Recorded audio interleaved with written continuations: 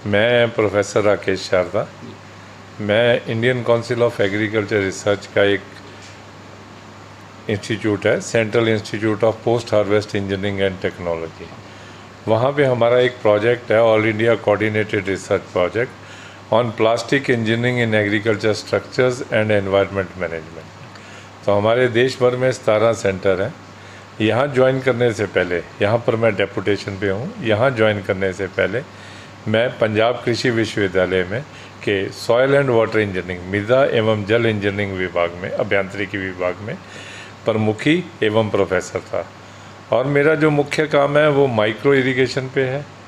Micro irrigation यानी कि टपक सिंचाई या फव्वारा सिंचाई, प्रोटेक्टेड कल्टीवेशन जिसे हम संरक्षित खेती भी कहते हैं, और वाटर रिसोर्सेज, जल प्रबंधन पे मेरा काम रहा है। हम आपसे जल संवाद को लेकर के आज जुड़ रहे हैं और जल आपका मुख्य विषय है।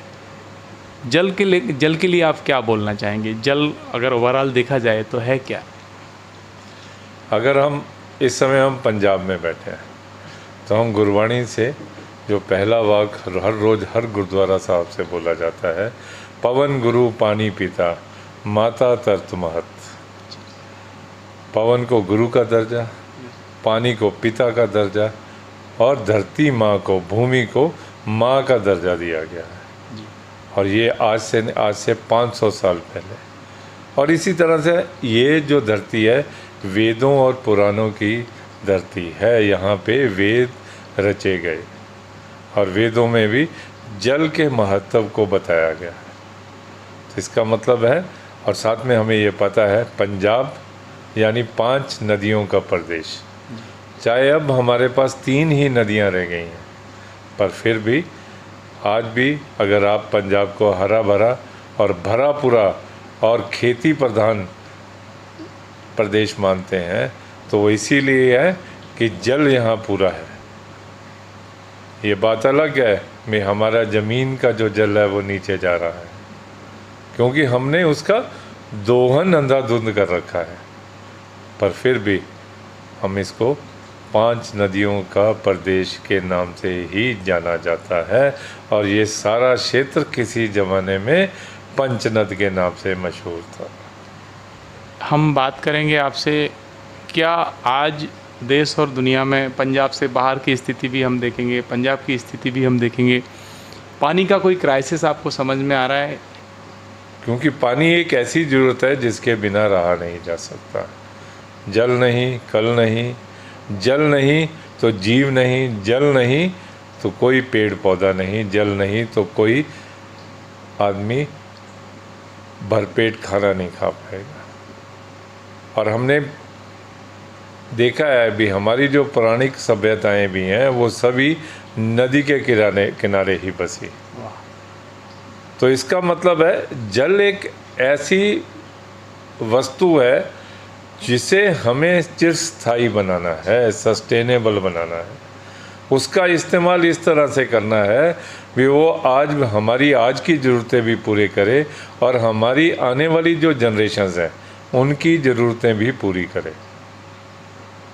हम देखते हैं पंजाब में आजकल एक बहुत ज़्यादा बात चर्चा में भी है और चिंता का विषय भी है। वो है डिक्लाइनिंग वाटर टेबल, जो जल का गिरता हुआ स्तर, भूगत जो जल है उसका गिरता हुआ स्तर। ऐसी समस्या क्यों आई? कई बार लगता है भी नहीं जी, हम बड़ा कर रहे हैं तो बड़ा पानी निकाल रहे हैं, इसकी वजह से समस्या है। एक समस्या का समाधान खोजने निकले तो दूसरी समस्या घर ले आए। ये जो हमारा सेंट्रल पंजाब का एरिया है, उत्तर के शुरू के दशक में जो यहाँ पे था, यहाँ जल भराव की स्थिति थी। जितने चो ऊपर से आते थे, शिवालिक की, लोअर शिवालिक की जो पहाड़ियाँ हैं, वहाँ से जितने चो आते थे वो सारे आके इसी सेंट्रल पंजाब में फैलते थे। और मुझे ध्यान में है भी, मेरी मौसी का गांव है, तो उस मौसी के गांव में हम जो पानी निकालते थे वो बाल्टी हाथ में लेके कुएं से पानी निकाल लेते थे। किसी रस्सी की ज़रूरत नहीं थी, किसी चीज़ की ज़रूरत नहीं पड़ती थी, वैसे पानी निकाला, हाथ से निकाल लिया। और अब वही पानी वहाँ पे 250 फुट पे है।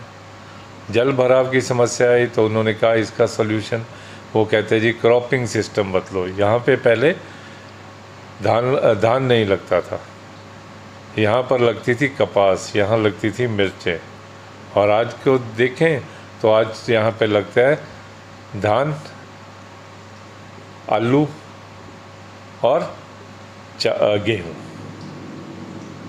तो ये जो फसलें लगनी शुरू हुई, और साथ में हमारे पास एक और फसल आ गई, वो थी जो हम बहार रुत की मक्की कह देते हैं, बहार ऋतु की, या स्प्रिंग मेज जिसे बोल देते हैं। तो जब ये सॉल्यूशन आया जी क्यों ना यहाँ धान लगाया जाए, तो धान तो लगना शुरू हो गया। पंजाब ने सारे देश को सेंट्रल पूल में सबसे ज़्यादा अपनी उपज दी, पर साथ के साथ ही पानी का दोहन भी शुरू हो गया। आगे क्या होता था, कैनाल वाटर आता था, नहर के पानी से सिंचाई होती थी। जब से हमारे किसानों को बटन मिल गया, एक बटन ही तो दबाना है जी। बटन दबाया तो पता लगा भी पानी निकल के आ गया, तो फिर रात की बारी में कौन जाएगा जी। तो जो कैनाल सिस्टम है डिफंक्ट होने लग गया, और उस जो भूमिगत पानी का बैंक है उसमें से हमने निकालना शुरू कर दिया, डाला कुछ भी नहीं। और ये हम सबको पता है भी जब एक बैंक में से पैसे निकालते जाएंगे और डालेंगे कुछ नहीं, तो एक दिन वो खाली ही होगा। तो 300 से 400 फुट तक पानी चला गया, ये एक समस्या है, और इसका इलाज भी कहीं है। आम जनमानस या फिर सरकारें या फिर पूरा समाज मिलकर के इसमें क्या क्या प्रयास कर सकता है? जब मैं आम जनमानस और समाज और सरकार की बात करता हूँ, तो मैं कई बार कहता हूँ कि जो हमारी घरों की छतें हैं वो एक पानी का स्रोत है, साफ पानी का, निर्मल जल आएगा, जो बारिश का निर्मल जल आएगा उसको हम धरती में सीधा डाल सकते हैं। अब उसमें प्रयास लोगों की तरफ से, नागरिकों की तरफ से भी चाहिए, समाज की तरफ से भी चाहिए, और सरकार की तरफ से भी चाहिए। अब जैसे मैं इसमें एक प्रसंग बताता हूँ।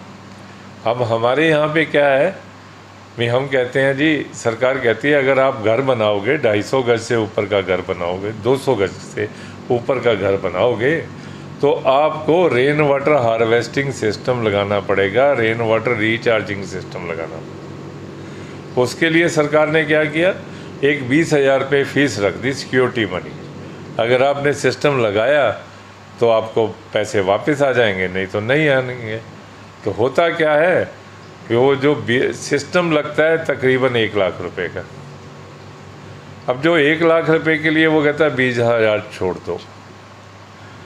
और यहीं पे एक तो नागरिक ने अपना कर्तव्य नहीं निभाया, पानी को, जल का संचयन नहीं किया।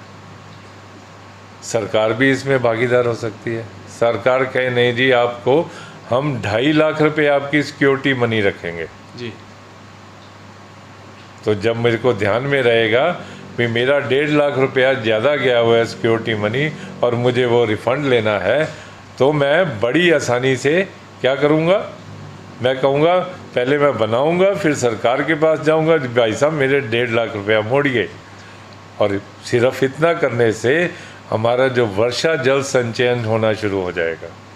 अगर किसी के पास 100 स्क्वायर मीटर की छत है और 100 स्क्वायर मीटर से 1 mm पानी गिरता है, तो उसका मतलब है उसने 100 लीटर पानी बचा लिया, जो सीधा साफ पानी जल जो है धरती में गया। और आप ये देखिए भी जहाँ पे 800 mm रेनफॉल होती हो, तो 800 × 100 करिए तो 80,000 लीटर पानी जो है वो सीधा का सीधा ज़मीन में चला गया। तो हमारे जो घर की छतें हैं उनसे जो पानी आता है वो बह के सीवर में बह के गंदे नाले की तरह नहीं बहना चाहिए, और वो अल्टीमेटली कहाँ जाता है, जो हमारे सीवरेज ट्रीटमेंट प्लांट्स है वो फिर ओवर कैपेसिटी काम करते हैं।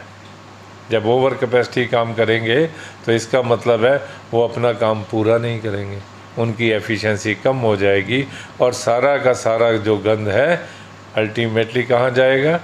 हमारी नदियों में जाएगा। तो अगर हम ये दो चीज़ें करनी शुरू कर दें तो हम मान के चलिए जो वर्षा का जल आता है वो हम 40 से 50% जो जल है वो ज़मीन में लेके जा सकते हैं, अपने बैंक में पैसे डाल सकते हैं और वो बैंक सदा ही हमें पैसे देता रहेगा, आमदन देता रहेगा। पानी की बैंक बनाना बहुत ज़रूरी है और पानी की बैंक तो है ऑलरेडी, लेकिन उसको भरना बहुत ज़रूरी है क्योंकि हम निरंतर पानी बाहर निकाल रहे हैं।